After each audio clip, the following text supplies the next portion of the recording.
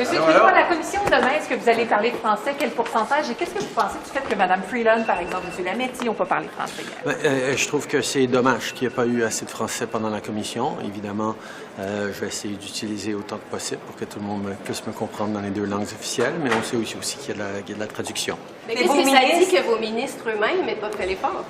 S'il n'y a pas eu beaucoup de questions en français, des fois c'est difficile de répondre en français aussi, mais je sais qu'il y en a quelques-uns qui ont fait des efforts, puis moi aussi je vais faire des efforts. Sur la stratégie d'adaptation, 1,6 milliard,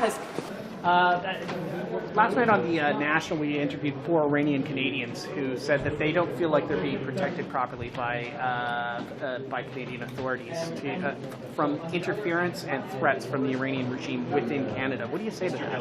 What more can your government do? Well, I would begin by saying that both me and a number of my colleagues have been engaging with members of the Iranian diaspora here in Canada, and we hear the anxiety about potential retaliation, intimidation, and harassment. And I would, want to really stress to them that we're going to do whatever we need to do to make sure that they feel safe in their communities. And that's why we've taken the very extraordinary steps of using a sparingly used power under the Immigration and Refugee Protection Act to designate the entirety of the Iranian regime as one that supports both serial transgressions of human rights and terrorism. And by doing so, the practical effect is we're going to render inadmissible significant and broad swaths of the most senior echelons of that regime so that they can't come to Canada. Equally, we're also putting additional resources into law enforcement so that we can enforce on the ground. And then the last thing I'll say is obviously if there's any attempt to try to interfere, harass, intimidate, that there are supports there that are available. There are hotlines that are available that the government has provided to make sure that people can report those incidents so that law enforcement can appropriately investigate, etc. So I know it's a very anxious time, but we'll continue to have be there for them. Thank you very much. Merci. So yesterday on the National on CBC last night, we ran a story about Iran and Iranian Canadians who are being spied on and threatened by Iran.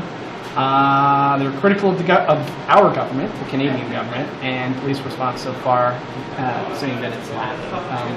Why isn't the Liberal government doing more? Well, the Liberal government has acted to impose sanctions. We have also been on the forefront of cutting all diplomatic ties with Iran. As you know, that we did that a while back, and other countries have followed since. I'm very interested to hear more about the story that you ran yesterday and to see what more can be done. But obviously, police and our officials need to investigate these matters, and any information that you have, I'd be happy to transmit to the Minister of Public Safety. Okay, thank you very much. Thank you. Was that it? Yeah, that's it. Okay. Yeah. Thanks so much. Thanks a lot. So your constituents raising that as an issue? Sorry? Chinese interference in Canada, is this one of your constituents have ever brought that up? No. Okay, thank you. Probably because I asked the question in the House. Look back about 2 weeks ago, I asked the Public Safety Minister. Yeah. But the constituents aren't raising it as a, they're not experiencing that. Not that I know of. Not directly to our office. Actually, let me retract that. Okay. There was one Okay. who alerted me to the issue. Not a personal experience. No, not a personal experience, but more asking a question of, is this happening?